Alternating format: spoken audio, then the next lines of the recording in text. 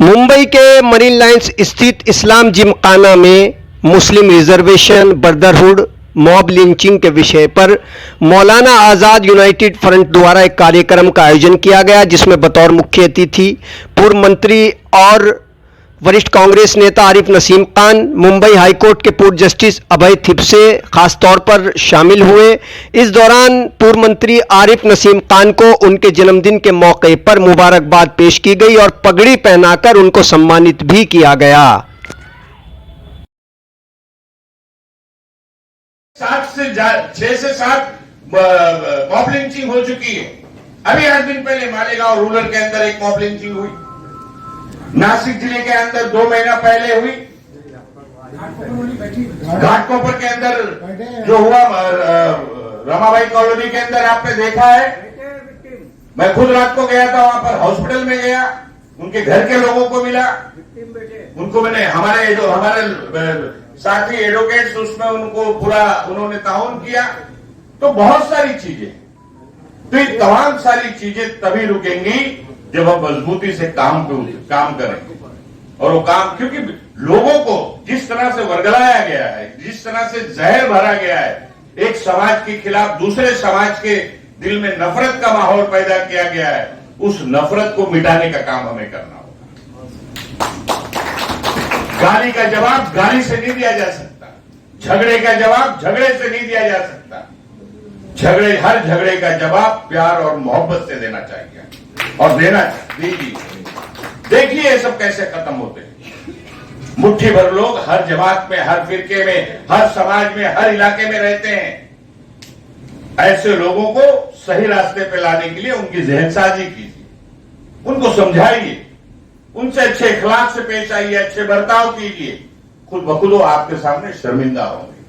मुझे लगता है कि 2-3 चीज हम लोग करेंगे तो जो माहौल में जो आप कशीदगी दिखाई देती है, नफरत का माहौल दिखाई देता है, इस सारे माहौल को हम लोग खत्म करने में कामयाब हो सकेंगे।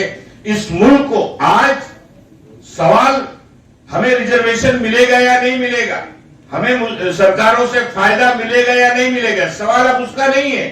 अब तो उसके आगे 4 कदम आगे बढ़कर आप देखिए कि इस मुल्क को बचाने का है,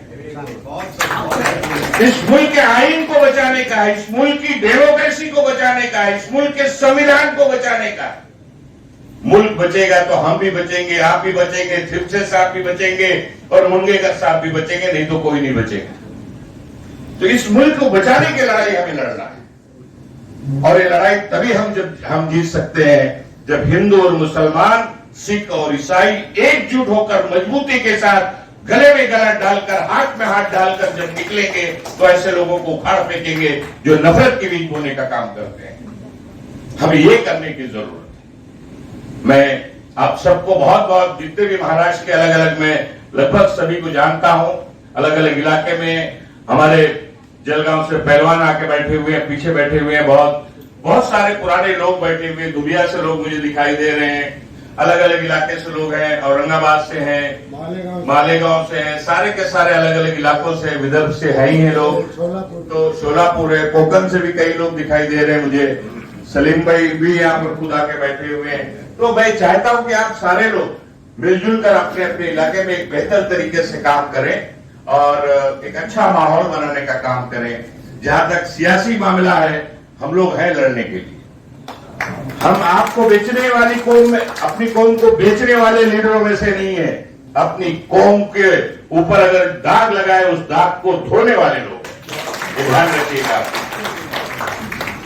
हम लोग की सियासी जिंदगी एकदम साफ है, एकदम साफ है, कोई कुछ नहीं। हम नसीम खान ने ऐसा कोई काम महाराष्ट्र में नहीं किया है जिससे हमारे लोगों को किसी के सामने सर झुकाना पड़े, बल्कि हमने ऐसा काम किया है कि आपको फक्र होगा, फक्र होगा आपको। हमने हिंदू के लिए भी काम किया है, मुसलमान के लिए भी किया है, सिख और ईसाई के लिए भी किया है।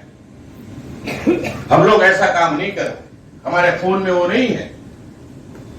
हम तो हक और इंसाफ, चाहे जो हो, अगर किसी के साथ नाइंसाफी होती है तो उसको इंसाफ दिलाने की लड़ाई हमेशा हम लोग लड़ते आए और हम लोग लड़ेंगे इंशाअल्लाह ताला। आपको फिक्र करने की जरूरत नहीं है। हम लोग आपकी दुआएं लेकर, आपकी ताकत लेकर पूरे महाराष्ट्र में मजबूती से इनका फिरका परस्त ताकतों का मुकाबला करेंगे, ये मैं आपको यकीन दिलाता हूं और अपनी बात को खत्म करता हूं। शुक्रिया, खुदा हाफिज, जय हिंद, जय भारत।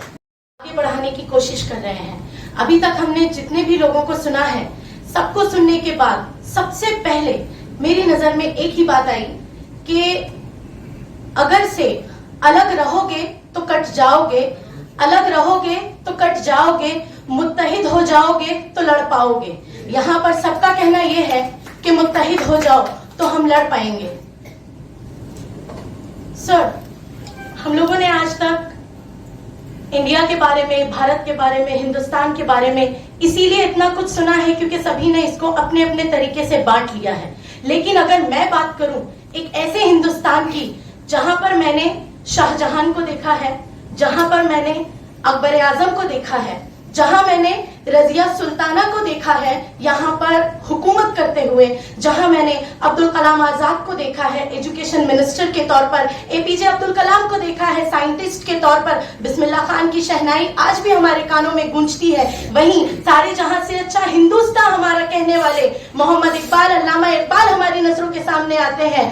तबला बजाने के लिए जाकिर हुसैन साहब आते हैं। मिर्जा गालिब की शायरी आज भी हर नौजवान के जबान पर है, चाहे वो हिंदू हो या वो मुसलमान हो।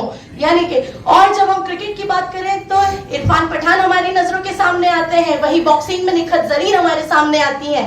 शाहरुख खान के लिए तो सारे लोग दीवाने बने जाते हैं और ए.आर. रहमान को जब म्यूजिक के लिए नेशनल अवार्ड दिया जाता है और वहीं पर मुझे नजर आता है एक ऐसा हिंदुस्तान जहां हमारी कौम आज भी सबसे आगे है। और इसे आगे बढ़ाने के लिए जो बात हम कर रहे हैं उसके लिए मुत्तहिद होना बहुत ज्यादा जरूरी है।